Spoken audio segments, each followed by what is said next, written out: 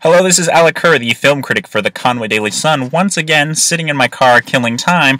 And what do when you're sitting in your car? You talk to a computer about movies. It's what everybody does. It's a normal thing. Get used to it.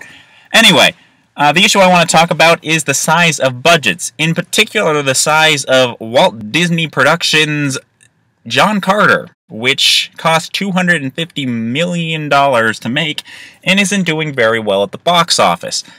Now, I'm not exactly sure what Disney was thinking, letting the budget on that movie balloon as much as it did, because it's kind of just a silly sci-fi fantasy adventure film with not much substance to it, and was kind of a big gamble. It's not a hugely known title, and I don't know why it needed to cost that much money.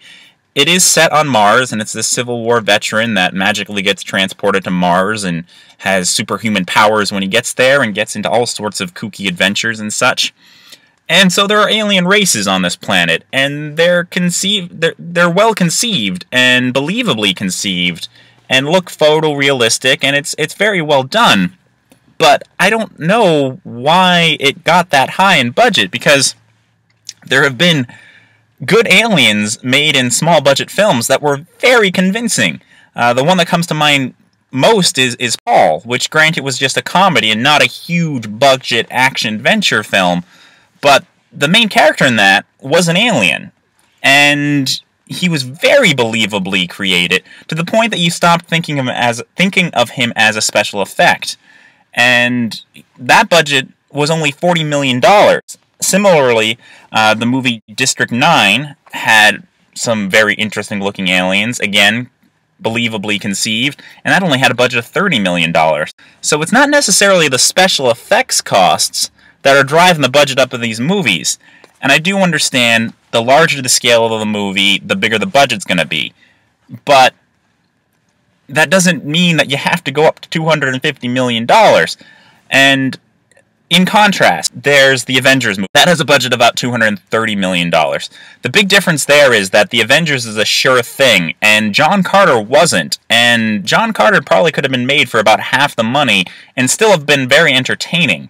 And I actually had a little theory that I wanted to test, and it proved to be true. Iron Man, which came out in 2008, was the first movie released by Marvel Studios.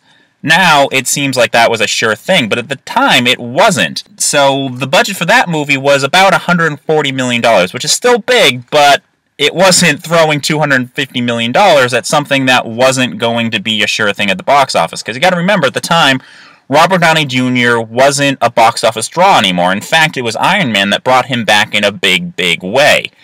And Iron Man, as a comic book title, isn't as well known as Spider-Man, or Batman, or Superman. So there was a slight risk there, and so they kept the budget, at least as far as huge, big-budget movies, down to at least a reasonable scale. Similarly, the budget for The Incredible Hulk was $150 million, Thor was $150 million, Captain America was $140 million, and the movie that's bringing these all together, Avengers, has $230 million budget. And that makes sense, because all those films were hits. It's a tested property, and you know it's going to do well. It's not a gamble. And basically, I think that if you're going to be making a big movie, you need to hedge your bets and know what you're doing. And I think Disney, maybe it's just because they're Disney and they just don't really care anymore, and they just throw money at things, thinking that if you throw enough money at it, it'll be good. And if you're going to do that, you need to make sure that you have a strong script and a strong lead actor, which John Carter did not have. And just going back to the whole Avengers and all those Marvel movie characters, even with the budgets they have, $150 million, that's nothing to, sneeze at. That's a big budget.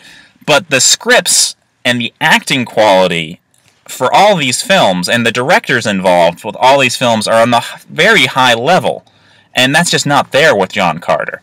And maybe Disney is just, because they own Pixar. Disney now owns Marvel Studio. They own the Muppets. So they own all these properties that bring in money for them. So maybe they feel that they can risk throwing a ton of money at a movie that might not pay off because they have all these other properties. And that will bring money in. And I guess that's okay. But I don't know. Maybe it's just because of the state of the economy right now. I just think that is foolish.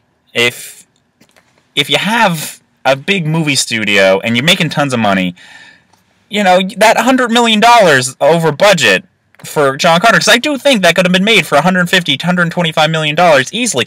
That $100 million could have been used to, help independent filmmakers make movies, or could have just gone to something else, just been put to charity or something. So basically, I'm making a plea to Disney just to stop overspending on movies. I don't mind if you spend $250 million on something like the Avengers, when you know it's going to pay off, and it looks great, it looks fantastic, and I'm so excited to see it. But John Carter, maybe try to budget a little bit better. Anyway, this is Alec, and keep watching.